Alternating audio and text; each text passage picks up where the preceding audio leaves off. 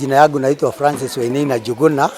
Mimi mfanyi biashara hapa Kagagi Kiambu soko, na tumefurahia sana kwa sababu tumeletewa kutoa maoni kuhusu ile imeongezwa kodi, imeongezwa kwa birth certificate, kwa vitambulisho, na hiyo tumeona ni vizuri kwa sababu huwezi jenga nchi bila kodi, lakini tulikuwa tunasema hivi, hii percentage wameweka ni kubwa sana kulingana na ile maisha tuko. Maisha imekuwa mzito sana ya mtu wa kawaida, hata kukula ni shida. Kwa hivyo tumeomba serikali iangalie mwananchi wa kawaida, kwa sababu waweke kwa percentage, wawache kuweka, kwa sababu huwezi compare kutoka 100 hadi 1000. Hiyo percentage ni kubwa sana. Kwa hivyo waweke percentage, watu wataweza tosheleza, kwa sababu ukituitisha pesa mingi tutakosa, hatutakuja. Kusema ukweli, ukiangalia ule mtu ameaga, hana pesa, hata ile yako nazo iwezi tumiwa. Hata wakati tunaenda maoborezi, tunaenda kuchanga pesa ya kusika huyo mtu.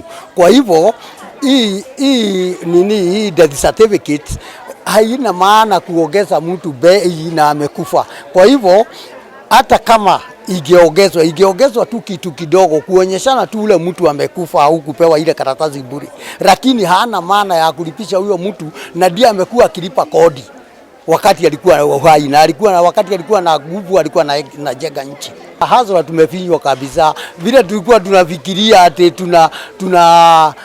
tunashukuriwa juu, sasa tumeona tunashukuriwa mguu, tunainamishwa, unamwaga kile uko nayo. Kwa majina naitwa Rina Modhoni, mfanyi biashara wa Kiambu Kagagi Market. Okay, mimi ningetaka kusema hivi, for real hasara amefinywa. Mimi ningeuliza serikali tu waongeze hii pesa na percentage, and I can propose tuongeze at least na 10%. Juu kiangalia tulisema hii serikali ni ya mama boga, ni ya hasara, na for real hata hiyo 10 wanaongeza kupata ni shinda. Juu hata saa hii ukienda in our villages kuna watu wengi hawana ID, ilipotea. Alafu huyo mtu anaambiwa alipe aongezewe double 1000. It can't happen. Sana iwekwe maanani, juu sisi wenyewe ndio tunalipa taxes. So watupeleke pole tu. We are ready to pay, lakini tutalipa kidogo kidogo. Jina yangu ni George Goge Mwenja. Tulikuwa na mkutano hapa kwa soko ya public participation ya kupitisha ama kukataa ile mambo serikali ilikuwa imepitisha ya kupandisha mambo ya ID, mambo ya birth certificate ama death certificate. Ile vile tumesema ni haifai iongezee kitu, na hata ikiongezea itumie percentage. Iongeze na percentage 10% kwa kila kitu. Juu sasa kuongeza na hizo wanaongeza from 100 to 1000, hiyo the percentage is too much. Na watu wa Kenya hawawezani na mambo ya kupandisha siku hizi. Siku hizi maisha iko juu, mambo yote iko juu. Sasa kusema from 100 kufika 1000, hiyo ni kumaanisha huyo mwananchi amefinyiriwa kabisa.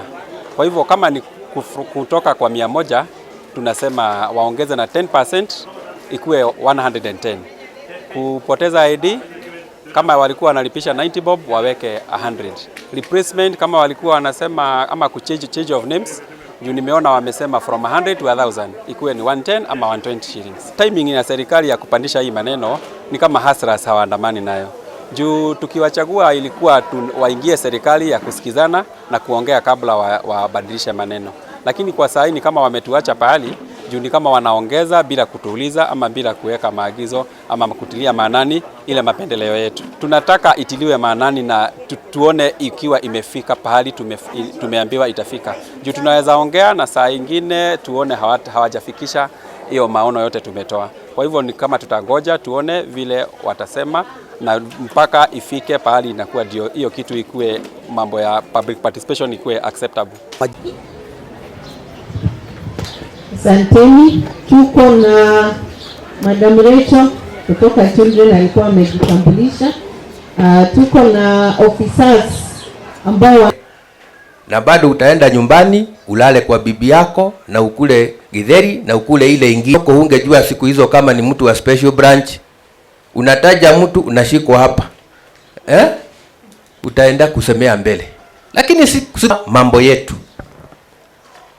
public participation. Lazima wananchi, wakati serikali iko na sera ya kampeni na rais wa 3 Mwai Kibaki, na kila mahali akienda watu wakisema na mjue hizi huduma zote mnasema tupeane hizi taasisi. Mimi mwenyewe nilikuwa najiuliza, mbona president anasema hivyo na wale anashindana nao anasema tutawapea tu bure, tutawapea. Kwa sababu hata every time President Kibaki would go to a function, a political function, na wanasiasa wanaitisha kitu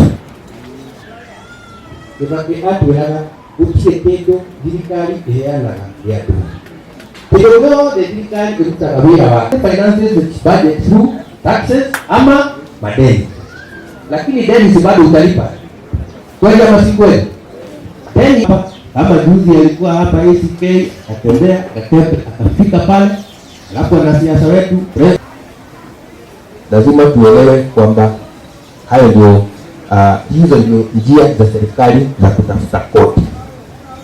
Sote hiyo ya mara ni emotiwe kuna tuwekeona tuleo ndani ya muziki, hata kama kuna rebondeni watasema and every college ukiuliza bei haya sawa na ujue utailipa miaka ngapi, utafuta ndio control yenu kama watu wa Kiambu inaenda ikipungua.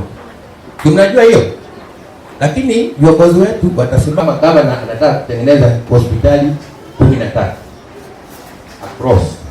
Kama ni soko kama hii Kiambu County inatengenezewa soko, hizo project zote ni nzuri kweli ama si kweli? Ejaga ile coach.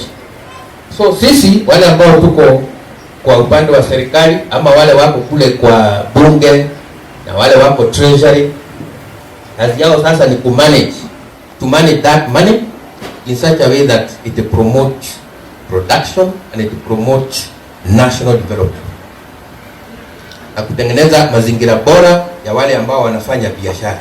Ni namna hiyo kama, lakini si hii ni pesa iliweka mkitabu kama alisafi, inamaanisha lazima tu ijayo ho ndio kugo ni kwa ya garia tamba kuhana tare gwikira